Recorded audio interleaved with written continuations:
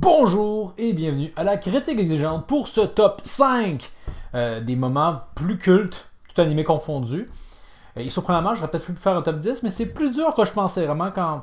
Et on va définir qu'est-ce que j'entends par moment culte. À mon avis, c'est un moment qui, à la limite, surpasse l'œuvre en elle-même. C'est-à-dire que même si on ne connaît pas l'œuvre, on connaît probablement peut-être bien ce moment. Ou un moment qui surdéfinit bien l'œuvre, hein, que si on devait résumer l'œuvre à un moment, c'est celui-ci. Ça transcrit bien qu'est-ce que cette série-là est. Et patati, patata. Donc, sans perdre plus de temps, allons-y pour la 5e position. On aurait My Hero Academia, la fin de la saison 1, quand All Might se donne à plus que 100% pour vaincre le Nomu. Donc, passage exaltant qui réussit à mettre sur la carte My Hero Academia, vraiment à dire, vous doutiez de cette série-là, bang, on vous livre un moment vraiment très épique. On est dans le pur esprit du Neketsu, hein, le surpassement de soi, on l'illustre bien. En plus, c'est pas une scène qui est particulièrement bien animée, mais c'est suffisamment dynamique. L'émotion, c'est simple, efficace. Aussi, il faut le soulever, hein, il y a la chanson You Say Run qui est devenue, elle aussi, hein, cultissime, légendaire, hein, avec même une espèce de meme où on dit que cette chanson-là peut se mettre sur n'importe quoi puis ça fonctionne super bien. Donc, définitivement, My Hero Academia a connu, à mon avis, une chute en enfer, mais ce moment-là définit très bien la série, donne le ton. Et la série va s'éloigner de ça et c'est justement pourquoi elle marchera moins bien, mais définitivement, c'est le meilleur moment dans My Hero Academia, à mon avis, celui qui le définit le mieux. Après coup, pour la 4e position, on irait, à mon avis, avec Fullmetal Alchemist 2003, bien sûr. Donc, le fameux passage où Edward, horrifié, va apprendre que la chimère est en fait Nina et son chien fusionnent ensemble. L'Internet s'en est pas encore remis. Encore la joke de se dire qu'on n'est toujours pas prêt à accepter cette vérité-là. Parce que Fullmetal Alchemist, hein, dès le départ, on comprend que ça va pas être une série super gentillette, hein, mais là, on a un autre rappel de ça. Et un sacré fort rappel, hein, on s'entend quand même que c'est de l'enfanticide et de la part de son propre père, et qu'en plus, on apprend après coup qu'il a aussi, de la même façon, hein, tué sa femme, ou du moins la transformé en chimère. Donc, on se rend compte que c'était une ordure, surtout que le récit, avant tout, semble nous indiquer qu'il s'en soucie, mais pas vraiment. Le gars est un psychopathe. Et le sort de la chimère, hein, est tellement triste qu'elle va aller chercher suicide, l'assistance à mourir auprès de Scar. Donc vraiment, ça surprend, ça nous rend compte que cet univers-là est cruel. Et c'est comme ça qu'on aimait Fullmetal Alchemist, hein? Un univers qui peut parfois être comique, mais qui a la dure réalité des choses qui vient frapper nos personnages. Donc une scène choquante et qui nous vraiment marque, comme « Hey, Fullmetal Alchemist, ça va être mature, prenez-le pour acquis ». Ce que Brotherhood, malheureusement, ne respectera pas. Après coup, on aurait à la 3e position. Donc, je l'ai dit moult fois, hein, Naruto. Je n'aurais pas dû.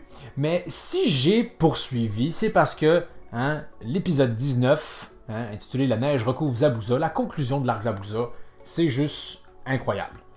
Hein, honnêtement, je me faisais déjà un peu chier avant et cet épisode-là débarque. Il me dit waouh, hein, c'est émotif, c'est foutrement bien fait. Il y a quand même des moments vraiment de pure badasserie, hein, pardonnez l'anglicisme, avec Zabuza qui s'élance vers tous les gardes du corps de Zaku, en tout cas, le mafia, là, c'est juste bien foutu, impressionnant. Et après coup, il y a le déluge d'émotions, même avant ça, le déluge d'émotions. Donc vraiment, on s'attendait pas à ce que Naruto puisse à ce point-là nous faire vivre des émotions comme ça. Et à mon avis, c'est culte. On se souvient de ce qui nous a happé, c'est l'arc Zabuza, l'un des premiers en tant que tel. S'il n'avait pas été aussi bon, je suis pas sûr que le manga aurait peut-être poursuivi le tout. Et c'est pas pour rien que Kishimoto, hein, plus tard, avec le foutu arc des aides de Tonsei, va s'auto-plagier, hein, et nous ramener à nouveau Aku et Zabuza pour qu'ils refassent exactement la même chose. C'est parce que c'était de la bombe. C'est ce qui a très bien lancé le manga, à mon avis, c'est cultissime. Par contre, dans cet épisode-là, que j'ai vu en VF, et d'ailleurs j'en garde un très bon souvenir, on va occulter toute la partie où il y a Sasuke avec Sasukura, ça m'est gâché l'épisode.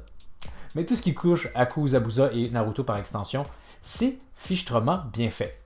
Après coup, pour la 2e position, Si c'est en deuxième, c'est parce que on verra que c'est peut-être pas si culte que ça, mais il y a quand même quelque chose là-dedans. Donc, c'est Dragon Ball GT. Oui, oui, oui. Le meilleur moment, tout produit Dragon Ball confondu, à mon avis, c'est dans GT, le dernier épisode. Parce que même s'il y a commun d'accord, on est tous d'accord pour dire que Dragon Ball GT, ce n'est pas formidable, il y a quand même le même consensus comme quoi la conclusion de Dragon Ball GT est juste une belle conclusion à Dragon Ball tout court. Hein, il y a un sens de la finalité qui est là. Hein, on ne nous prend pas pour des enfants comme quoi, ah non, inquiétez-vous pas, là, toujours une suite possible. Non, vraiment, on termine les choses et que s'il y a suite, ça sera dans vraiment quelque chose de totalement différent. Hein, on n'aura plus Vegeta Goku, à la limite c'est leur version junior, mais que ça va être du neuf. Il y a aussi bien évidemment toutes les éloges quand même bien foutus à des personnages comme Tortue Géniale, Piccolo, même d'une certaine façon Krillin, qui fait que cet épisode-là vient caresser dans le sens du poil adéquatement. On est dans du bon fanservice bien dosé. Vraiment, qui aurait cru que Dragon Ball GT, si mal aimé, pouvait finir aussi bien que ça, et au final être l'un des moments les plus mémorables de tout Dragon Ball, à mon avis. Donc pour moi c'est culte, tout simplement. Quel plaisir cet épisode, quelle belle surprise. C'est la fin encore à ce jour, définitive de Dragon Ball, à mon avis. Et à la première position, un peu plus controversée, parce que peut-être que on ne voit pas tant ce moment-là sur le web, mais les fans sauront. Et le problème, c'est que ce moment-là peut difficilement vraiment survivre en lui-même. Je parle de Death Note, et je parle de Laito qui réussit finalement à obtenir le nom de Naomi Misora. Épisode en espèce de huis clos, un épisode de fou, et ça vient comme confirmer qu'on aime Laito, c'est ça pourquoi on aime Death Note globalement, c'est pour voir tous ces stratèges et voir Laito l'emporter, et l'emporter avec prestance, avec classe.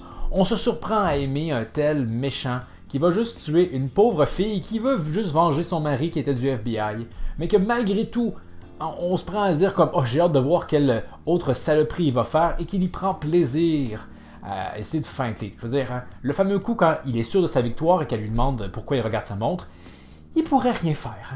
Mais il se décide de sortir une ligne vraiment monstrueuse, disant que « c'est parce que je suis Kira ».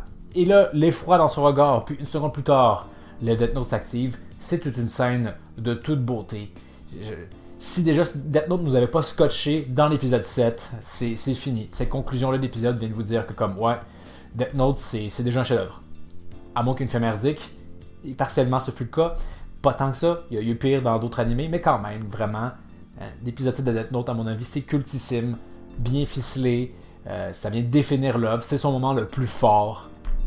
Et aussi, plus rare qu'un moment aussi marquant, ça soit là où on a une espèce de méchant anti-héros qui fait son jeu. Donc vraiment, tous ces moments-là, je les regarderai en boucle et en boucle, mais celui-ci, un peu plus souvent que les autres, peut-être bien. Et je vous dirais que ça conclut ce top 5 des moments les plus cultes d'animé. C'est jamais très facile, parce que si on allait juste avec la popularité, probablement que ça n'aurait pas été ça. Mais bon, à vous justement de peut-être intervenir dans les commentaires. Est-ce qu'il y a des moments cultes dans d'autres séries qui j'ai oublié de mentionner, ou peut-être me faire part de moments que je ne connais pas et peut-être que je vais être intéressé à regarder la série? Tout est possible. Donc, merci d'avoir regardé.